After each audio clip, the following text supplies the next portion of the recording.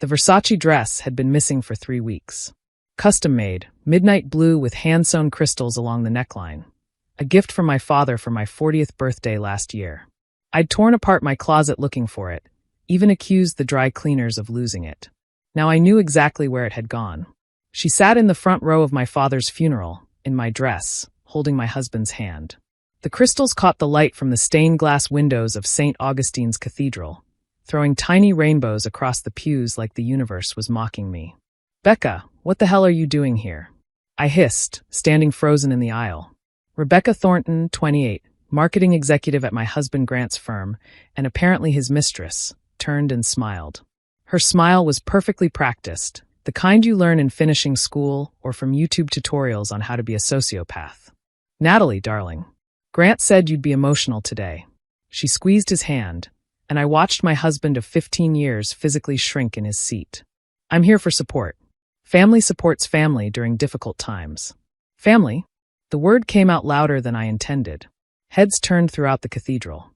"I'm practically family now," she announced, loud enough for the entire congregation to hear. "Grant and I have been together for almost a year. It seemed appropriate I be here. A year." The math was easy and brutal. Our anniversary trip to Paris. The weekend conferences that suddenly multiplied. The late nights at the office handling mergers. "That's my dress," I said stupidly, because apparently my brain had decided to focus on the least important betrayal in front of me. "Oh, this?" Becca stood, did a little twirl. "Grant gave it to me. Said you never wore it anyway. Such a shame to let beautiful things go to waste." I looked at Grant then, really looked at him. He couldn't meet my eyes, just stared at his hands like they held the secrets of the universe. This man who'd held my hand through my father's cancer diagnosis, who'd promised for better or worse, who'd stood beside me at 100 family dinners, was now sitting with his mistress at my father's funeral. "Natalie." My Aunt Helen appeared at my elbow, her voice sharp with barely contained fury. "The service is about to begin. Sit down." "But." "Sit. Down." She guided me firmly to the front row, to the seat that should have been mine, next to my husband. Instead, I sat one row back, behind the woman wearing my dress and my life. The funeral began. Father Martinez spoke about my father's kindness, his integrity, his devotion to family. Each word felt like a knife twist as I stared at the back of Becca's head, at the way she leaned into Grant, at how his arm rested across the pew behind her. My father would have hated this. James Crawford had been many things: a successful corporate lawyer, a generous philanthropist, a weekend sailor who never met a regatta he didn't want to enter. But above all, he'd been fiercely protective of me, his only child. When Grant had asked for his blessing to marry me, Dad had taken him sailing. They'd come back windburned and smiling, and Grant had a black eye from a swinging boom. "Your father's quite the sailor," he'd said.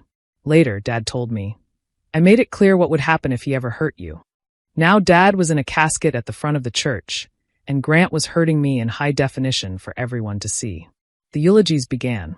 My cousin Mark spoke about sailing adventures. Dad's business partner discussed his ethics. Then it was my turn. I walked to the podium on unsteady legs, past Becca in my dress, past Grant, who finally looked up with something like panic in his eyes. The cathedral was packed. Dad had touched many lives. I saw clients, colleagues, the kids from the youth sailing program he'd funded.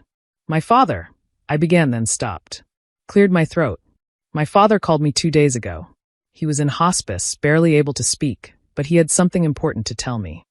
I found Grant's eyes in the crowd. Held them. He said he'd hired a private investigator. He was worried about me, said I'd seemed unhappy. He wanted to make sure I was okay. I paused, let that sink in. Imagine his surprise when the investigator's report included photos of my husband with another woman. Multiple hotels. Romantic dinners. Even a weekend in Cabo that was supposedly a business trip. Murmurs rippled through the congregation. Becca had gone very still. My father's last coherent words to me were, "Don't let him take anything else from you, sweetheart." I've made sure of it. I looked down at my notes, the ones I'd written at 3 a.m. this morning after the family lawyer had called. I didn't understand what he meant at the time. I was too focused on losing him to process anything else. Grant was standing now, trying to leave, but Aunt Helen, God bless her, had positioned herself at the end of the pew, arms crossed like a bouncer. "But this morning," I continued, his lawyer explained. "Dad changed his will last week. Would you like to know what it says, Grant?" "Natalie, please." Grant's voice cracked across the cathedral. To my daughter Natalie, I read from the paper I'd tucked in my speech notes, who called me yesterday about her husband's affair. I leave the bulk of my estate in a trust that cannot be accessed by her spouse under any circumstances. The beach house in Martha's Vineyard, the investment portfolio, the sailing yacht Integrity, all held in perpetuity for Natalie alone. Becca was on her feet now, her face flushed. Grant, what is she talking about? What estate? Oh, she didn't know. Of course she didn't know. Grant had always been careful about appearing self-made, never mentioning that half his investment capital had come from my trust fund, that we lived in a house my father had bought, that his entire lifestyle was subsidized by Crawford money. Furthermore, I continued, my voice stronger now, to Grant Morrison, my son-in-law, I leave the sum of $1 and a piece of advice. A man who betrays his wife during her father's final days deserves exactly what he's earned on his own. Nothing. This is inappropriate. Grant shouted. You're making a scene at your father's funeral. No, I said calmly. You made the scene when you brought your mistress to my father's funeral wearing my dress. I'm just providing the narration. Mr. Blackwood, Dad's lawyer and longtime friend, stood up in the third row. Perhaps we should continue this discussion in private. Actually, I said, there's one more thing. Dad was very specific about this part. He wanted it read publicly in front of witnesses. I found the paragraph, smiled despite everything. To Rebecca Thornton, who my investigator tells me is under the impression she's about to become the next Mrs. Morrison and inherit a fortune, I leave this reality check. The house, the cars, the country club membership, the investment accounts, all of it came from my family, not Grant's. I hope this information proves useful in your future decision-making. Becca turned to Grant, her voice shrill. You said you were wealthy. You said the house was yours. The investments were yours. They are mine, Grant insisted weakly. Community property. Doesn't apply to inherited assets or gifts from family, Mr. Blackwood interjected smoothly. I made sure of that in the prenuptial agreement you signed. You remember, the one where you agreed that all Crawford family assets would remain separate property. I had never loved my father more than in that moment, even in death. He'd protected me one last time. Becca was backing away from Grant now, her stolen Versace dress suddenly looking like evidence in a crime she hadn't known she was committing. You lied to me. You said she was keeping you in an unhappy marriage, that you were trapped because of the money. Classic, Aunt Helen muttered, loud enough for everyone to hear. Father Martinez cleared his throat.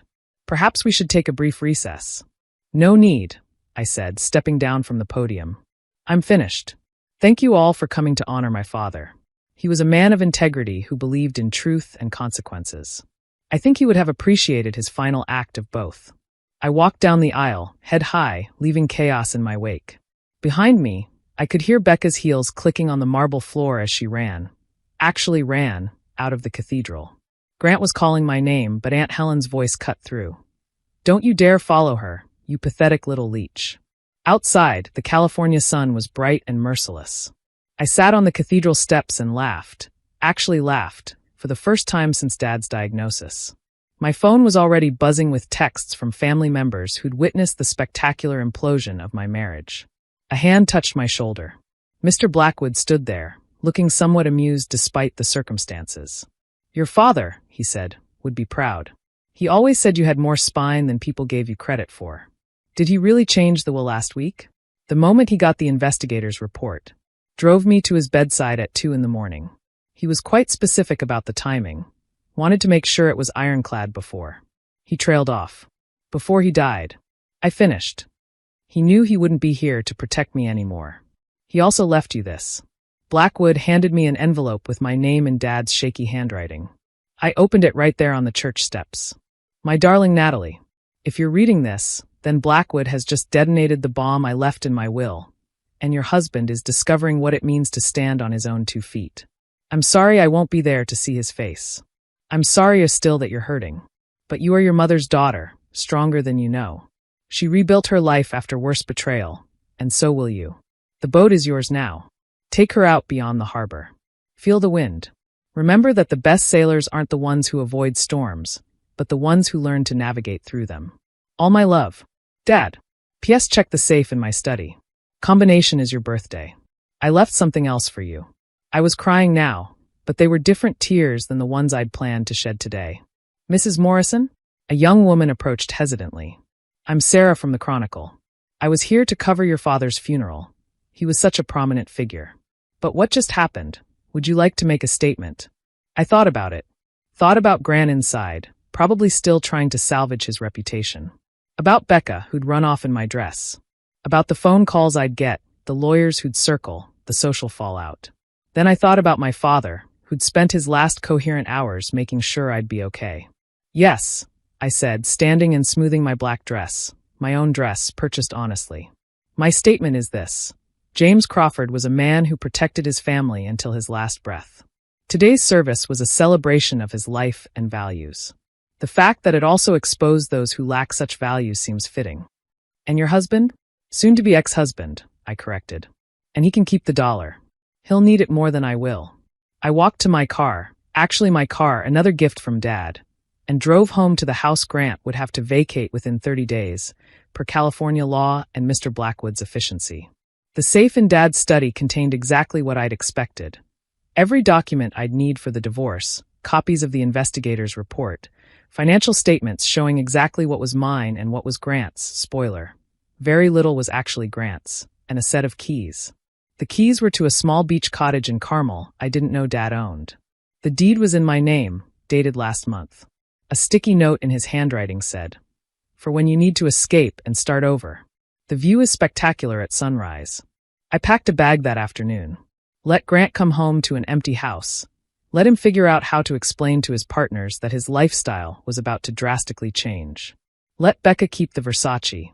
It would remind her that not all that glitters is gold, and some men's promises are as fake as their bank balances. The cottage in Carmel was perfect. Small, private, with windows facing the ocean. I sat on the deck that first night, wrapped in a blanket, watching the waves crash against the rocks. My phone had hundreds of messages. Some supportive, some scandalized, some from Grant begging to explain. I deleted them all except one from Aunt Helen. Your father would be raising a glass to you right now. So I'm raising one for him. To truth, to consequences, and to new beginnings.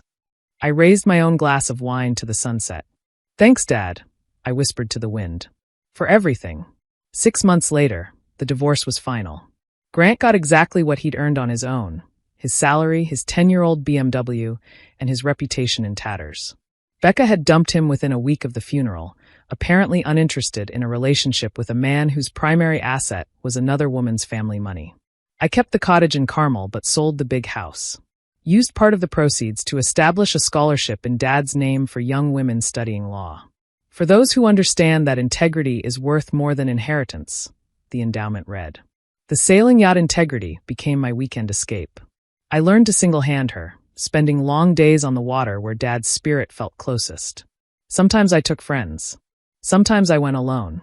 Always, I remembered his words about navigating through storms. On the first anniversary of Dad's funeral, I received a package with no return address. Inside was my Versace dress, dry cleaned and perfectly preserved, with a note. I'm sorry. B. I donated it to charity. Some things once taken can never really be returned. Trust, like designer dresses worn by mistresses to funerals, falls into that category. But here's what I learned from my father's final gift. The best inheritance isn't money or property. It's the knowledge that someone loved you enough to protect you even after they're gone. It's the strength to stand up in a cathedral full of people and speak your truth. It's the wisdom to know that starting over isn't failure, it's freedom. Dad knew Grant would betray me eventually. He probably suspected the affair long before hiring the investigator. But he also knew I'd need to see it for myself, need to make my own choice about leaving. So he gave me what every parent hopes to leave their child. Not just financial security, but the tools and courage to rebuild when life falls apart. He gave me proof that I was loved, evidence that I was valued, and resources to start over. And in the end, that's worth more than all the Versace dresses in the world.